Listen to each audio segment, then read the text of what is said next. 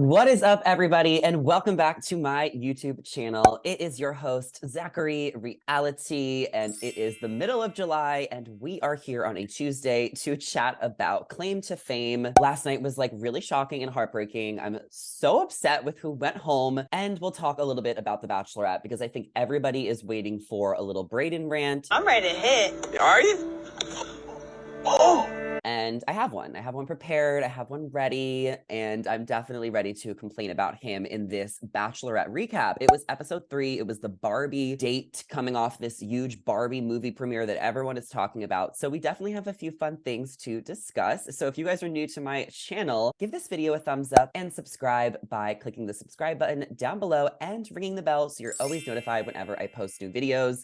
I just got back from San Diego yesterday, so I'm a little exhausted from my trip, but I did vlog. So I have a vlog coming for you guys tomorrow. It's already edited, so stay tuned for that. And I'm also exhausted because they're doing a testing of a fire alarm in my building. So it's been like kind of beeping the past couple hours, like sporadically. So if you hear it beep while we're recording this video, just know I'm annoyed about it. And a couple of my TikToks didn't post, so I'm like really annoyed this morning. But anyway, let's get into it. What's that face?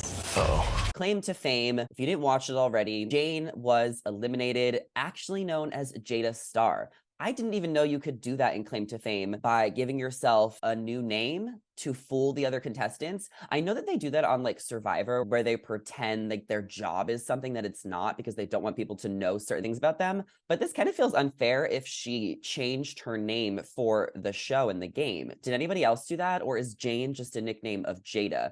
Either way, Jada was that girl. She played the game so well, so hard right out of the gate. Everybody was onto her immediately. Everybody pretty much knew that she was a threat. But because she also had knowledge, because she was so smart, a lot of people wanted to keep her around because they thought that maybe, you know, she could be an asset to them in the future while trying to guess other people's celebrity relatives. And Jane was in the bottom 2 this week, and everybody voted for her to vote for somebody. So basically how it works is that she now gets to pick any of the other contestants left in the house and guess their celebrity relative. If Jane guesses it correctly, that person goes home. If she doesn't, then Jane goes home. So Jane picked Chris, who I really like a lot. Chris is one of my favorites on the show, so I'm kind of like low-key rooting for him to win. A lot of people online seem to think that Chris is related to like an Osmond or something. I think she pulled my clue.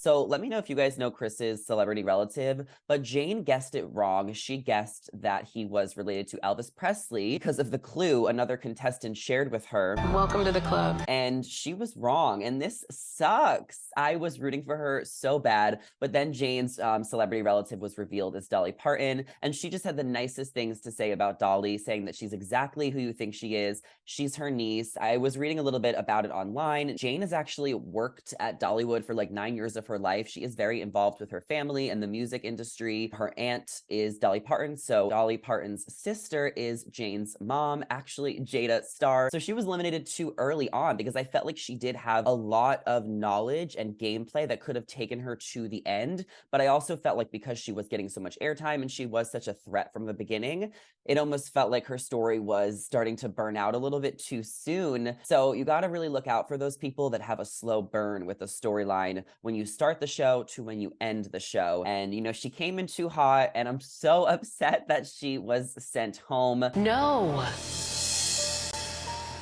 Are you serious? But we might be chatting with her this week, so stay tuned. I might be getting her for an interview. I'm really excited to chat with her. If you guys did not check out my interview with Carly, she was the first person eliminated on Claim to Fame. You guys could check that video out on my YouTube channel from a couple weeks ago. Okay, so the meltdown is like, I'm sorry, that's just classic Carly right Classic there. Carly. Let's move on to The Bachelorette. Oh my god! Oh my god, this one is afraid! We're here on episode 3, which means the show is finally starting to pick up a little bit, and it's clear that the front runners are Dutton, Xavier, Joey, and Brayden. Those are the top 4, in my opinion. But Brayden, he is getting a lot of heat this week again. Over here. Okay, we're gonna sit. We're gonna have a talk. Every week. He's been getting so much heat. So basically, the show started off with everyone going to Oceanside. So they're not leaving the country during this season of The Bachelorette until the end when they go to Fiji, but the majority of this season is going to be filmed in the United States. So they went to Oceanside and Brayden got the first one-on-one. Now, if you guys don't remember, Brayden also got the first impression rose. So he made a really strong impression out of the gate for Charity. So even though there's all these red flags that we're seeing on the screen, Charity was excited about him when he first came out. Even her brother, when he did the disguise and he talked to Charity, he told Charity that Brayden was a little cocky and she chose to trust her gut and ignore him.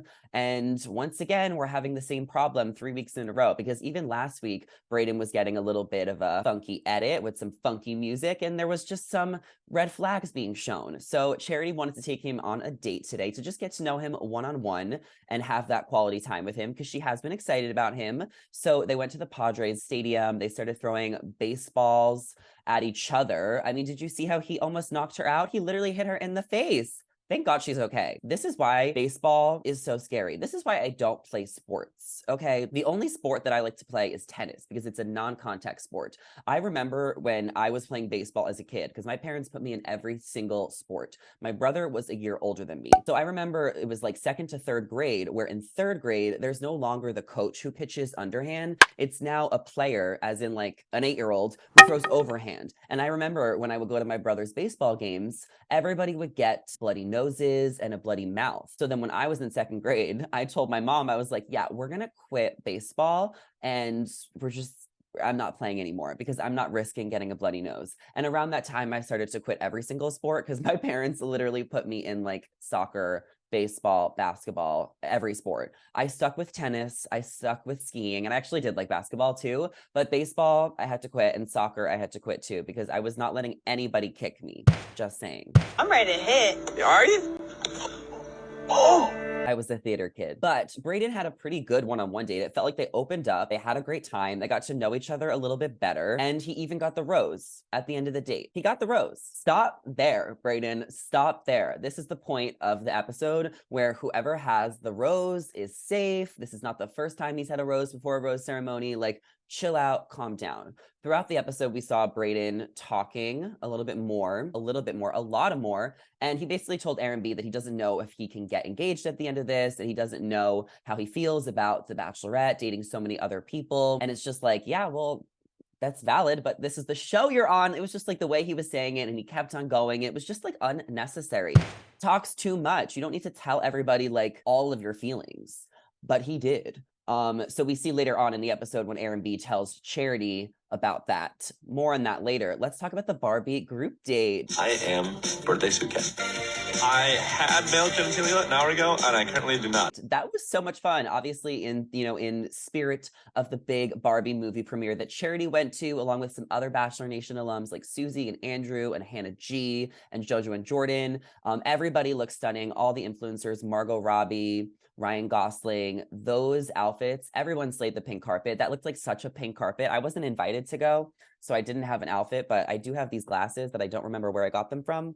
So if I was gonna go to the Barbie premiere, I would have done something with these glasses and it would have been fabulous. But loved everyone's outfits, loved how JoJo and Jordan came in to host the group date. JoJo is an OG Bachelorette. She is one of like the most iconic Bachelorettes of all time. Everybody loves her so much. And it really came at a perfect timing having her and Jordan host this date, because they just got married like earlier this year or at the end of last year. It was like the end of last year, but it was recently, and we were all waiting as Bachelor Nation fans for like 6 years for this wedding. So it just came at the perfect time that they came back to host this date, as well as their reality show that they're hosting on another network called The Big D on the USA network. That show is about couples who like were divorced and then they put them back in a house together, and then they have to like start dating each other, or maybe like get back together, or like each other's exes. I haven't started watching it yet. I thought I was going to, but I never got around to it. But if you guys have watched The Big D, let me know in the comments. But so exciting to see JoJo and Jordan host this date. And it was a talent show, so everybody dressed up as their best Ken.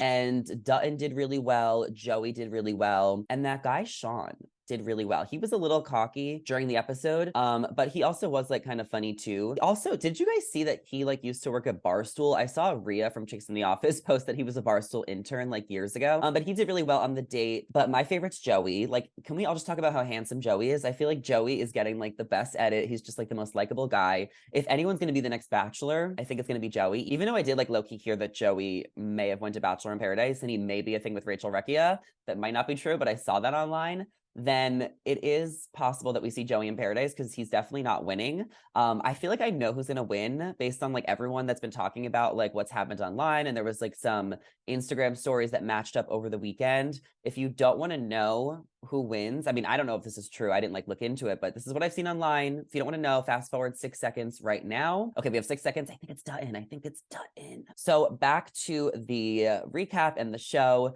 The Barbie day went well, and Charity had some extra time, and she has a connection with Xavier. He's been getting some camera time each week, but Dutton got the group date rose. She's all about Dutton. She is all about him. He's really tall too. Do you guys know how tall he is? Bachelorette. Dutton. Oh, he's 6'5". Charity's really into him, and he is definitely one to watch. He's a front runner. He got the group date rose. And then there was another one-on-one date with this guy named Warwick, and they went to like some fair together. And it was kind of funny watching it because Charity was like, why isn't he scooping my ice cream? Like, why isn't he making, you know, some gestures? I think with Warwick, it wasn't there. He tried, he seemed sweet. I'm glad she sent him home. The date was so short. We almost knew that there was more drama coming because it was still like an hour into the episode and we were already on our second one-on-one date and like, it was just not going anywhere. So RIP Warwick, you definitely were a time, and I want to see him on Paradise, honestly. I feel like he has potential, but it just wasn't going to be him and Charity, and that's fine. So then we get to the rose ceremony, and this is when Aaron B tells Charity the things that Brayden said around the house. Some things were brought to my attention. By Aaron, yeah. Yeah. And Charity is now considering taking his rose away and possibly not even giving it to him because he already had the rose. So that's why I was saying earlier, like he was talking too much, and this really frustrated a lot of guys in the house. And there were some people who were divided on whether or not Aaron should have said anything because Brayden already had the rose. So now Charity is taking time away at the cocktail party to talk to Brayden and clear this up with Brayden instead of talking to some of the other guys who just haven't had as much time. So what would you guys do in that situation? Would you have said something to Charity if you were Aaron B? Because he stood by his decision. Aaron B said, listen, I could not talk to Charity. I could not go another night without her knowing what Brayden was saying. I'm team Aaron B. I think Aaron B did the right thing by telling her. I know some of these guys are frustrated that they haven't gotten enough time, but I promise if it's meant to be, you will get enough time. And honestly, maybe Charity shouldn't have pulled Brayden aside right there, but she was pissed. Like, she was upset about it. She wanted to confront it. I mean, he already had a rose and she was thinking about sending him home. I feel like she was never actually going to send him home, but she confronts him. And he kind of says like, blah, blah, blah, like all the things, like this is, you know, realistic. I'm being honest. And I do appreciate Brayden's honesty here.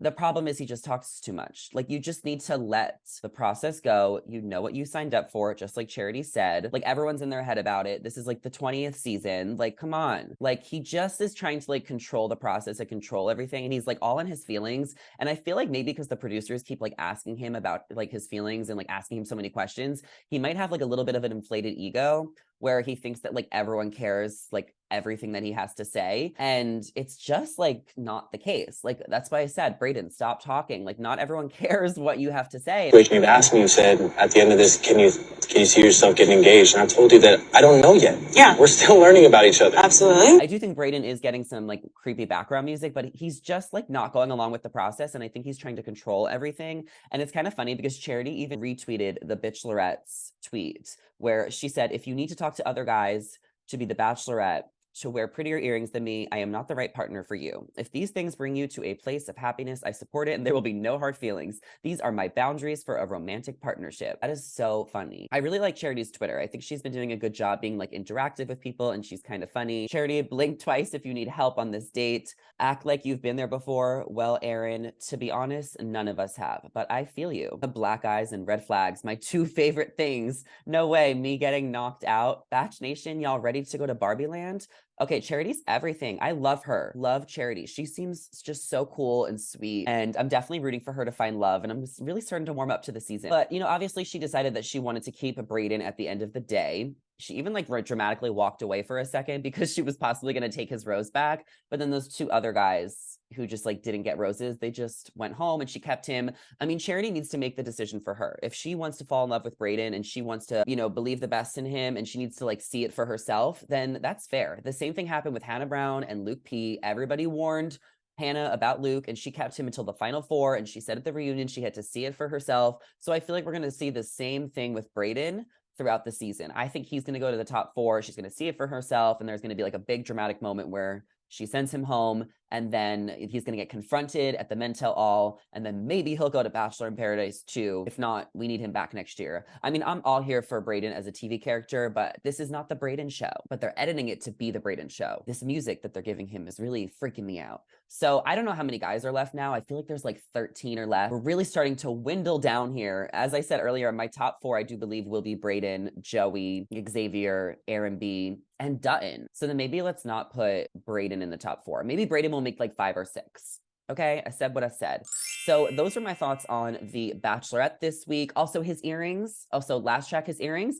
I like his earrings. Maybe that's a hot take, but I actually think he wears the earrings well, and I appreciate how unique he is about it. I actually think he can pull the earrings off. I've never worn earrings before. I've like just gotten into wearing necklaces and bracelets.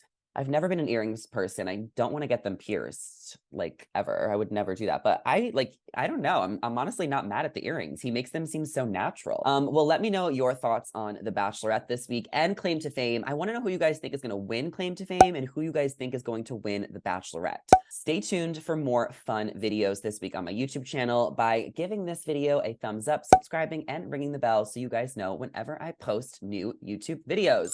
I hope you all have a great rest of your day. I hope I have a good rest of my day, and I will see you guys later. Bye.